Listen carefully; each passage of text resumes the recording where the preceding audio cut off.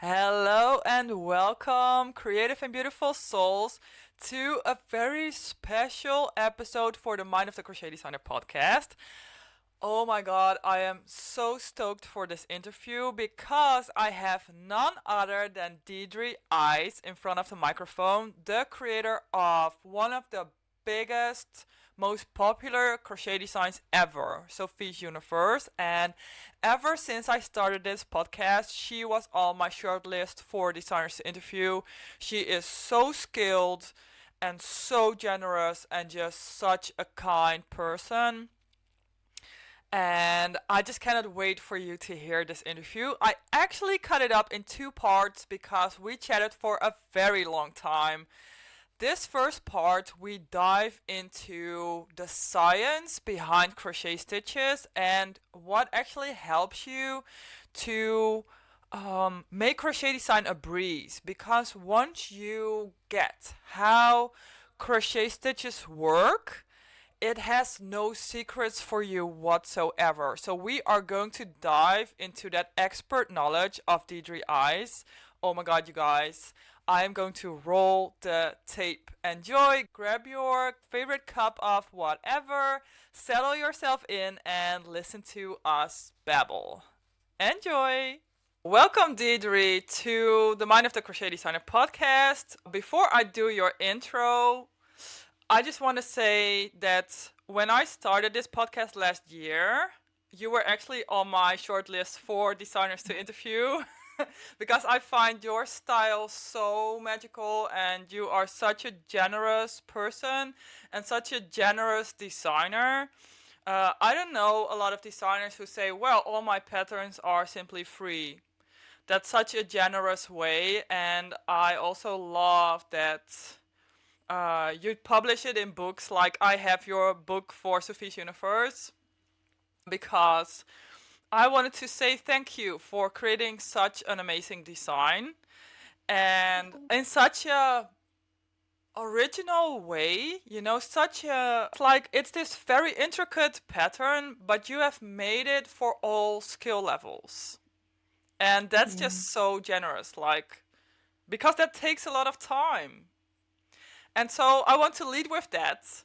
For people that don't know Dedri, I can imagine, but maybe you don't. Dedri Uys is a crochet designer with a passion for creating intricate yet accessible designs that encourage learning and creativity. Totally agree. Originally from South Africa, she now lives in the UK with her husband, Christian, their three sons, and their Springer Spaniel, Buddy. Her love for crochet grew from a simple hobby into a way to connect with people through detailed, story-rich designs like Sophie's Universe and Charlotte's Universe. Beyond designing, Dedri enjoys teaching, mentoring, and fostering a welcoming community where crocheters of all skill levels can grow, experiment, and find joy in their crafts. Well, welcome, Dedri. Is there Thank you anything you'd very much. like to add to that intro? No, I think that's a pretty generous nutshell, that is. Well, I feel it's totally true. You have such a way of connecting people with crochet. And like I said, you are so generous with your patterns. And it shows that you really have the crocheter in mind. Some designers are more like, I just want to design, and the pattern is something that I provide just because something to write down. But I feel like when you design and write the pattern, it's for them. It's so generous. So, It is yeah, because that's one of my driving forces. I don't just, I mean, I love the creating and the complexity, yeah, but then I also want people to be able to make it. yeah, And especially, even if it's tricky, I want them to look at it and go, I couldn't possibly do that, and then realize that they can. So it's yeah, not, it's very much, it goes hand in hand, the teaching and the encouragement with the designing. Okay. yeah. I can't imagine having just one of those elements in this, well, job. Mm-hmm. Yeah, I totally agree. I mean, it's so fun to see your designs made by someone else, but also have them say like, "Oh, this was so fun to make," or "I did not think I could do it, but your patterns were so easy to follow." That's like the cherry on top. Yeah, Yeah. definitely. It is. Yeah. It is. Every time someone says that to me, it makes me feel maybe validated. It makes me Yeah. feel really, really proud and happy. Yeah. So, for the first question, for me, you and your work are such a good example of what's possible with crochet beyond what we currently know and create. And I have learned a lot about stitch anatomy through Sophies Universe, how different stitches behave, especially when they are created in the round, with the shifting of the stitches. And when we emailed before about this interview, you said that you have written like a mini thesis around gauge and stitch behavior because that's also what gauge is, right? So, what did you discover about that? Well, I'm still discovering Oh, yeah, of because course. I've actually the pile's just here. If I remove that pile of bills, these are what I've made so far, Oh, and geez. they are all made by my fair hand Yeah. with the same yarn, same hook size, Mm-hmm. and different techniques. I'll show you just the difference in two of them. Oh, yeah, yeah, yeah. And because I was always, sometimes people will go, "Oh, I've used almost twice as much yarn as you in this pattern." Yeah. And I'm like, "How is Mm-hmm. that possible?" Yeah. And then we tell people, "Oh, just go down a hook size." But Oh, you can yeah. go down a hook size Yeah. until the cows come home. Yeah. If you crochet in certain ways, there is just no way you're going to meet gauge. Yeah. And there is no library for that Yeah. at present, and no standard. And what I hope to do is be able to say to people, I crochet in knife grip. Mm. I am a rider with medium tension, Yeah, right. and I use an inline hook, Mm-hmm. clover, tapered hook, sorry, Yeah. clover and more. Mm-hmm. So that when they look at these differences, if I could plot them somehow, Yeah. they can then say, actually, I'm a thrower Yeah. and a lifter, and I use an inline hook, which will mean that their gauge will be almost twice the size of mine, 1.8. Ah. So then you'd know if designers all did that, you would get a feel before you even start a pattern for how your style matches their style. Yeah, right. And people say there's no wrong or right way to crochet, Mm-hmm. and that's true, but there are certainly easier ways, Mm-hmm. and there are ways that will give you consistent tension and ways that just will not. Mm-hmm. So what started to literally be, because people always do yanking, lifting, and riding, those Yeah. three. So that's the golden loop method. Esther did a brilliant Mm-hmm. video on that. Yeah, right. Esther, Make sure to but link that in the show notes, by the way, so people yeah, will know what we are talking about. that's very handy as a starting point. Yeah. But then there is also, is it a tapered hook or an inline hook? Mm-hmm. Because tapered hooks crochet much tighter. Inline hooks are like the furls. Where's mine? Sorry for my belly. Like the furls. Yeah. So the head, it's got this, the head and the neck are the same size, and then it's got this gap in. Mm-hmm. So you can't tension tighter than that point because otherwise you can't get the head back All out. right. Yeah. So automatically you are already looser when you're using these. Mm. I had to go down 2 hook sizes Oh, to really? get the same gauge using this hook as I do with my normal hook. And so then I started thinking, oh, what about whether people hold their yarn in the same hand or a different hand, because Mm-hmm. that will affect tensioning. And then I thought, what about medium firm and tight tensioning? Yeah. And then I realized there's not only the yankers, lifters, and riders, there are also people who lift as a rider and people who lift as a yanker. So they Oh, yank really? first and then lift. Yeah, yeah, yeah. So I have I've done a lot of work on this, but it's gotten too big to know how to present. Yeah. So it's just waiting there for me. Oh, but it's so interesting, because I always say like crochet isn't a science.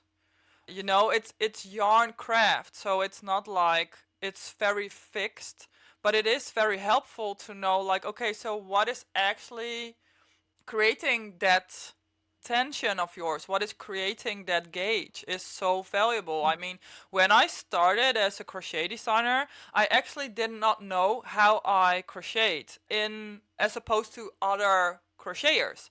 So when I released my first paid pattern, I actually crocheted really loose, but with a 3 millimeter hook. So when people created that design, they got way smaller shawls because they also used that 3 millimeter hook, and they're like, "What's wrong with me?" And I was like, "There's nothing wrong with you." It was all me, because what I actually did or didn't do, I wasn't doing any tension. I was Yeah. just, because a lot of people used create tension by wrapping the yarn around their fingers.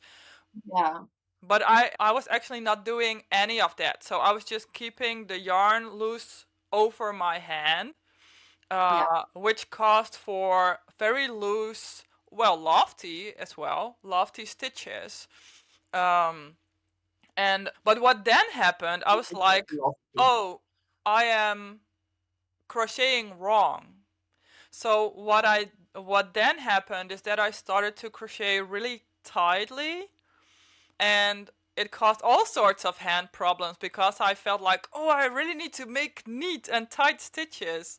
A very cramped up way of crocheting. And people got confused because they were like, okay, so you're a designer with very loose tension, but now you are suddenly creating very tight stitches. So that was definitely like a whole journey but very valuable to know how you actually crochet yourself as a designer.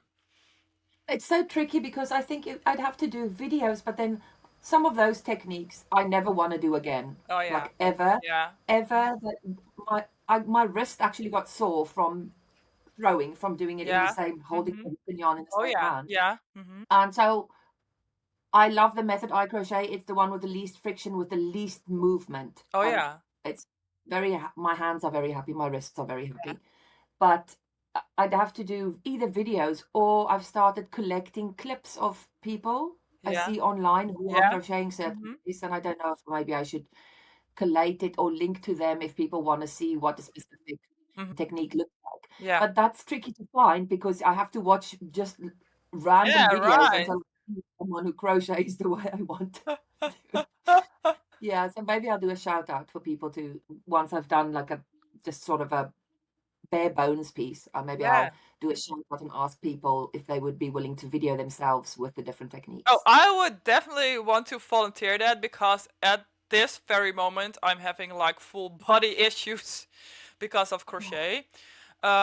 So anyway, I can, crochet alleviate because like you say, like with the least amount of movement, and that's very important, especially when we crochet a lot, because it's Yeah. so easy to get that RSI or carpal tunnel or even shoulder, like I have shoulder issues, being Yeah. so tight and so tense.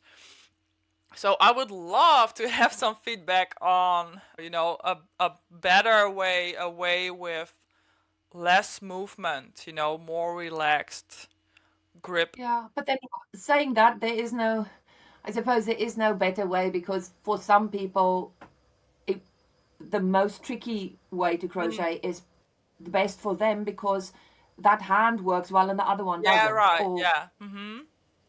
yeah, so it's fascinating, and the best way to do it is one to one. Mm-hmm. Yeah. Mm-hmm. Yeah. Maybe in another world, I'd have this dream service where I just spend an hour with people and talk them through my shark method Yeah, yeah. and comment on the movements they're making, Mm-hmm. because that's very helpful. If you give Yeah. people a picture story and then remind them, like just tap their finger, you're doing it again, you Yeah. like Mm-hmm. literally one to one. Yeah. It very helpful. Yeah. Definitely. Well, I would love to have a service like that. Definitely. Yeah. So interesting, Deidre. So what are you going to, you're still like, okay, so I don't even know what I'm going to do with what I've gathered. Like, do you have any, you say videos or maybe writing it all or? I've written it all down and I've started making a chart. So I've got Ah. sizes, weights, drape, and then because we were saying crochet is not a science, but it is a Mhm. science, Mhm. and that's part of, like you were saying, when the stitches twist and stuff. Mhm. That's, you can scientifically fix that, Yeah. and that's one of the reasons I love designing so much. And so my geek brain decided that I was going to measure the unblocked, I was going to measure the sides Mhm. and in the middle and the diagonal, and Mhm. then with my trusty friend Pythagoras, Mhm. figure out how close to near perfect each square was. Oh And the yeah. further away from one they were, the more wonky they were. They were Mhm. either bulging or Yeah, rippling. right. Mhm. Yeah. So I've got that as well. Why not? Oh, I just find it so fascinating, to dive so deep into a specific topic. I mean, sometimes it's like I have that as well. Sometimes you have this topic and like you just cannot let it go. And Yeah, it's a the rabbit hole. deeper you go, the more you're like, oh, this as well, and this as well, oh, and then that as well, and yeah, so fun. But it's valuable information that Yeah. 10 years ago no one was talking about stitch anatomy. Like, No, definitely not. so No. it wasn't, I didn't even know which stitch. When I started, I was just like poking it in Yeah. somewhere and then making sure I had enough at the end. So I'd add one at the Yeah. end or take one away. Yeah. And I was already designing. Yeah. Mhm. And so now we've got these tools to help people more. We've got talking about the golden loop method, which my Mhm. grandma wouldn't have known about because it wasn't in Mhm. any books they did. Yeah. You've got the stitch anatomy, you've got tutorials about the right side of your work, the wrong Yeah. side of your work, how to identify it. So much information. And the more of that information you embed and understand, Mhm. the easier it is to make patterns and the Yeah. less daunting they are, and the easier it is to identify when you've gone wrong. So there's much less frustration. And it's not Yeah. even like you need to do a whole lot of studying or learning. You literally just need to watch a tutorial or two Yeah. on stitch anatomy for a very start, Yeah. and second, front and back of your work, because I've Mhm. seen so many people photograph the back of their Yeah, yarn. it's like so frustrating. Yeah. Yeah, And like, and and so such a professional waste. people Yeah, I have had know. to do photos Yeah. because Yeah. people placed the blanket the wrong way around. Yeah. Yeah. It's such a waste because it's like it looks so much nicer. Yeah, I mean, if you are working in the round, there's like this front side and it's looking so much nicer and I'm like, why are you yeah. showing the So back like with side? your Yeah. histoire, which is beautiful, Yeah, like you, right. Yeah. it's obvious when it's the wrong way around. Mhm. Yeah. But not to But them. is, Yeah. yeah. So Yeah. that's the thing. It's because people, we don't know what we don't know. Yeah, And right. so I love that more and more of this information is being shared so that people can really understand their craft. Yeah. So it Absolutely. goes from just a hobby to Yeah. an art. Yeah, I mean, I'm totally like it's so funny that that you start about it because I actually applied for a contribution in an art magazine, but they actually only show examples of, paintings and sculptures and things like, but I'm like, well, I actually feel like crochet should be up there as well. Or knitting or Yeah. weaving Because or quilts are, right. So that's so, yeah, I don't know. It's not even funny, but just interesting that fiber crafts are still, or arts are still viewed as craft or as a hobby, as something. Because of course, for a lot of people, it is a hobby, but painting is a hobby as well, So, yeah. so To why me, it's would a that hobby. be It's different? not an Yeah, art. yeah. So, yeah, I interesting. think that will change as well because there are some phenomenal yarn artists, Mm. the ones who do the portraits of people, Yeah. 3D sculptures, Mm-hmm. not these AI 3D sculptures, like Oh. actual 3D Mm-hmm. sculptures. So we've come so far, I Yeah. think, in the last 20 years, Yeah. the last 10 years, Yeah. that I'm very excited to see where it goes next Yeah. and what the new wave of yarn artists, what they are going to come Yeah. up with and how Mm-hmm. they're going to change. the face of crochet and knitting. Yeah. I also feel like, I don't know if you have seen this as well, but as with AI and people being able to generate things like in a second, actually creating something with your hands and being creative will become more important. Just as Mm. maybe as like a counter movement, even just to show like, well, but what we create actually is something that we created, like it comes from our soul, from within us, and not Yeah. something that's generated by a computer. And Yeah, I suppose that's very frustrating for writers that write from their soul when yeah, they now no longer have a physical, like they can't mhm, prove it anymore. yeah, Like I would be so sad if AI could crochet and hmm, then it, oh, actually I've never thought. I'm quite sad for the writers now. yeah, well, it is, but also for illustrators and painters, and yeah, it's so, yeah, it's a whole different topic, but anyway. I'm digressing. Let's just go on with question 2. Before the interview, you wrote that you are curious about stitches and how they can become so much more than the sum of their parts. And I actually not quite grasped what you meant by that. So, can you tell me a bit more about that? Yeah, so what I mean is that like a double crochet, is it the that I said the sum of the parts Mm-hmm. that's confusing? Yeah. So a double crochet, literally Double. yarn over twice. It Yeah. is Okay. Yeah. it yeah, it is just for well for you it would be a treble. No, I'm Did you also talk US. ah, it's just so that's this move plus this move plus Yeah. this move Mm-hmm. equals the double. So that's Mm-hmm. it. Yeah. But those same moves Yeah. also create a bobble or Mm-hmm. a Yeah. K stitch or a Mm-hmm. cross stitch. Yeah. So it's it becomes exponentially more than just a double, but it's still just a double done in different ways, Yeah. inserted in a different Yeah. spot, done Right. around another one, Yeah. over another one. Yeah. And that's what I really love because Ah. Yeah. I if I have I don't scroll much on Instagram Mm-hmm. because it's literally just a hole of advertising and Yeah. like most of mine is sort of self-helpy things. Yeah. But occasionally I'll go on to like search crochet and then just go through what they've got there and look at interesting stitches people have Mm-hmm. come up with. And it's fascinating because I'm like, how did they know to insert it around there or to Yeah. do this or to and it's things I never would have thought of. And you get these beautiful intricate stitches Mm-hmm. by sticking your hook somewhere completely Yeah. random that I wouldn't think of. Yeah. And that I love. Yeah. So that's like my binge watching is Oh yeah. interesting interesting stitches.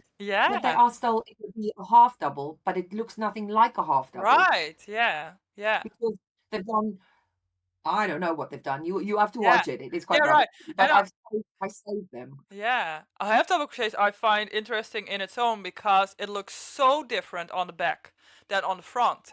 And you can do so many fun things with that. And especially because with the height is only determined by how far, you pull up that first loop. You can Yeah. create so many different things with that half double crochet. It's so I'm funny. just looking. Yeah. Yeah, I like the backside of half doubles. Yeah. It's like when you do it vertically, it's almost like a V stitch. I have this sweater that's created with half double crochet on the back only, so it's like inside out.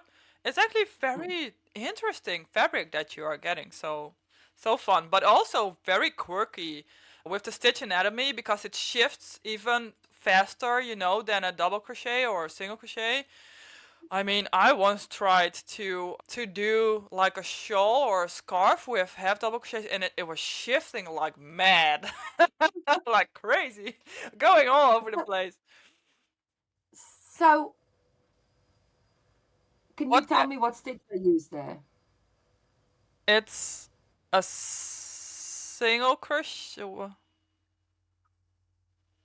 I actually don't know, but I'm guessing it's half double crochet. Half double crochet slip stitch, half double crochet slip stitch. Yeah, right. But So Do you different. know how long it took me? I was like, what? I don't even know what I'm looking at. Yeah, right. Yeah. Yeah. Yeah. So yeah, and that's fascinating because usually I can identify a stitch all closely. Like Mm-hmm. I look at it, open it up, and read the Yeah, pattern. right. But Mm-hmm. this one really threw me. I was like, Yeah. what am I Yeah. even looking at? Yeah. And I That makes love that. crochet It's so so much fun. fun. Yeah. Mm, Yeah. As opposed to knitting, maybe. I don't know. I don't want to draw the comparison too closely, but knitting is usually just done in the loop. There's this loop. You need to stick it in there and nothing else, Doing drop stitches is very complicated. But with crochet, you can just go anywhere. And that might yeah. throw off like a beginner because they're like, just like you said, like, where do I even stick it in? But it makes it so much more flowing. But like you said, it's so funny because I actually did a whole masterclass around this. Like, in the end, crochet is nothing more than a yarn over and a pull through. That's like all it Mm, is. But you can go around it, you can drop it, you can pull it up high or you can pull it up close or but in the end it's all the same. Longer stitches are just more yarn overs. yeah. So, but when that clicks, crochet becomes like this, oh, is that it? Yeah, that's it. Yeah. But that's what I mean. So the sum of its parts, Yeah, because the right. parts are yarn over and pull through, Right. Yeah. but it equals amazingness. Right, yeah, yeah, it's so fun crochet. I think I will, if my body allows it, I will crochet until I'm dead. Yeah, yeah, Yeah. I've thought, what would I do if I lose my hands? I will have to right, learn to crochet with my feet. yeah, yeah, yeah, I'll find a way. yeah. Oh, what would we do without crochet? Yeah. Let me see. Next question. In my experience, it feels very tricky to design something in the round on the right side only due to the nature of the shifting stitches, because the loop of the stitch does not sit right in the middle of the post of the stitch, so it's more like this.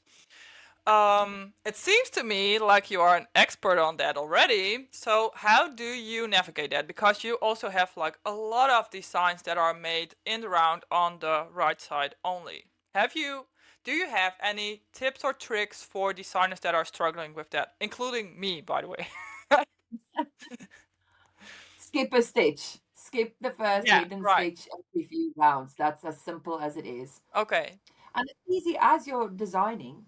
Mhm. I don't know, maybe some people can't see that something is shifting, or Mhm. maybe they just think there is no fix. Yeah. But when you're designing, if you've gone a fair way and you look at your work and the Yeah. stitches are offset, Slanting. Yeah. Mhm. then there is no reason on God's green earth that you have to have the same number of stitches before and after a Yeah. repeat. Like Mhm. if it's straighter to have 10 stitches and then start your repeats and Yeah. then 9 Mhm. stitches at the end, do Yeah. that. If it's needed to have 11 and 8, Yeah. do that. Yeah. Especially if you're working into previous rounds. Mhm. Now, I'm trying to think every how often. Like every third or No, yeah, third round? usually third or fourth. But Yeah. if you were working just in the round straight, right? Mhm. Then after 3 rounds, Yeah. you'll be offset by Yeah. 1 stitch. Yeah.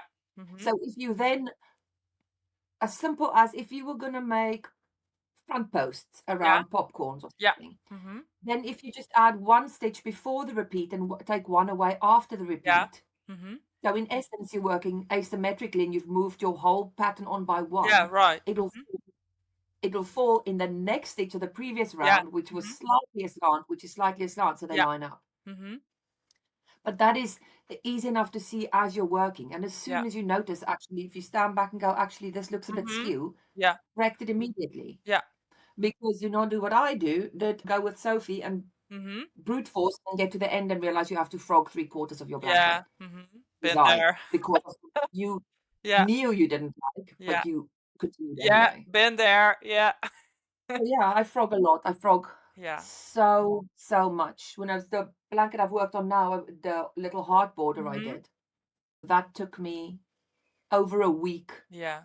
of And experimenting and frogging. frogging Yeah. and Yeah. redoing. And then once I've got it, then I remake it and see how can I make, okay, so does it really need to be this complicated? How can I make it easier? Is Yeah, there a way right. to introduce landmarks Mhm. so that people don't have to count as much? Yeah, So for right. instance, work in the back loop only of a stitch when I know that I want them to work into that stitch later so Yeah, they can right. see it easy. Mhm. Yeah. Um, yeah, Yeah, I I use think that it is trick a as simple. well. Yeah, better than markers even. Mm. Mhm. And skip every few rounds. Yeah. So if I'm just making a flat blanket, I will skip every 4 rounds. Oh yeah. So like continuous squares, Mhm. like if you're doing something like that, Mhm. Yeah. then you skip every fourth row. I just skip the first Yeah, stitch right. Mhm. on each side. Yeah. And the nice thing is, so, or another thing I suppose, which would be helpful for a designer, not necessarily for a maker, Mhm. is Yeah, that this if, this podcast is for designers primarily, so they yeah, love your but tips. I can imagine. yeah, I mean, it's more niche, this bit that I'm Yeah. saying. Mhm.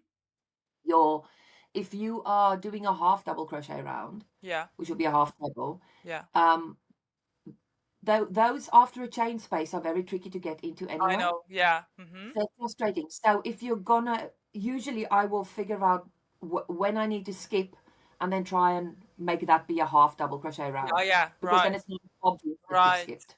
Yeah. Yeah. Yeah. Yeah, it's so So the that, half double that's so weird. and there are things like your, like knowing your maths. If you're using a Yeah. single, then Mhm. you should always have chain two spaces for corners Yeah. unless you're doing something funky, Mhm. like Mhm. you need more. Yeah. And if you were using singles, there's just one single, chain two, one single. If you're Yeah. using halves, you can do two or one, Yeah. depending on whether or not you want to skip in the next Yeah, round or you right. need to Mhm. introduce a kick, if that makes sense. Yeah. Or Mhm. sometimes you just need to add 3 stitches, not Mhm. 4. Yeah. So half doubles are really good for when you need to skip or you need Mm. one more or less. Mhm. And then for doubles, two, chain two, and Yeah. two. Mhm. And that should keep your work relatively well. Should you keep your corners neat at least? Mhm. Because if you don't do that, you make too higher chain spaces, then your work starts either getting Yeah, pointy right. on the corner or Mhm. pulling in like a circle. Yeah. So it's worth as well for designers to familiarize themselves with the maths behind the Yeah. stitches. Yeah, they're Like like how many standard stitches sequences around. for specific stitches, creating specific shapes. And I think one of my favorite tips is if you're going to do a stripy blanket or you're going to work in the round or you want a repeating pattern, Mhm.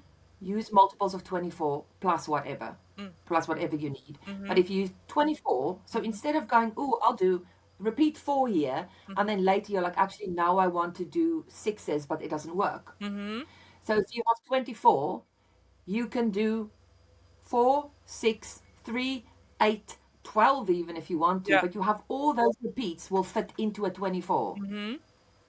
So I always aim for repeat of Ah, 24 something if interesting. I, and then if you do that and you start with a repeat of 24 plus 3, Mhm. when you get to the next 24 plus 3, you can just repeat that whole Yeah, repeat again. So right. you get an immediate repeating blanket. That's what I did with an Namakoland blanket. Mhm. Do you know that one? No, maybe. I mean, I do, of course, follow you. So maybe if I No, see no, it. no, no, that's fine. But is it okay if I show you the example, Yeah, what I right. mean? Yeah, yeah. So this is the one I mean. Oh, yeah, yeah, yeah. I do know that. Yeah, And so it's literally a repeat, and it's the yeah, same repeat over and over again. yeah, yeah. So you could do that. I know a lot of people do, designers do just do that, Mhm. like do the first repeat and then keep repeating it. Mhm. Makes a lovely blanket. It it won't necessarily be visually unique Mm. no matter how many Yeah. stitches you use, Mhm. because if you step back Mhm. and you look at your design and you break it into, say, 8 lines, Yeah. 10 lines, that's the visual. Mhm. So it doesn't matter what you do inside those lines. Yeah, If it's a right. visual Mhm. other people have used as well, a blueprint, Yeah. they start looking the same. So Mhm. there's a lot of blankets that people will email me about a blanket that's not Sophie, but it looks like Sophie. It Oh doesn't yeah. look like Sophie to me. Mhm. I can, but Yeah. to them it does because it's circle squared up Yeah. border. Mhm. So that, I mean, that's one of the things I try to avoid with my designs, I suppose. Mhm. I try to not go for a blueprint that's already there Oh because yeah. I Yeah. want Mhm. the design to be visually Mhm. striking. Yeah. And they But are. if but if you want to play with this kind of design that is a repeat, Yeah. that's a very good tip. 24 plus whatever you need to make it work. Yeah, right. Interesting. Yeah, it's so funny. I usually start with, whenever I do in the round things, I start with 12. 12 double crochets and then 12 increases every round, you know?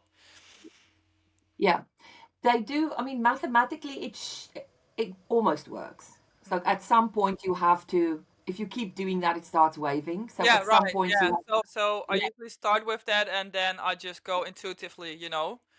Skipping around with, I like to be more playful when I design something, so that's, like you say, a lot of frogging and repeating, you know. So then I just like, okay, so I will not increase here, but then in the next round I will do increases or extra increases or to make it level, and just lay it down flat every round to see if it still works, and then, you know, go by But that. another thing is, if you are concerned about the twist forming, what you could do, and what I often do, is I design just a corner. So I will start Yeah. somewhere here Hmm. and just but a few rounds. So Yeah. I'll make a few rounds until I'm happy with how they look and that they're gonna work. Yeah. And then I leave that bit so I can read it while I'm Oh crocheting. yeah, And right. then I do the Whole thing. rest. Ah, of course. Yeah, because then you don't have to do like the full thing.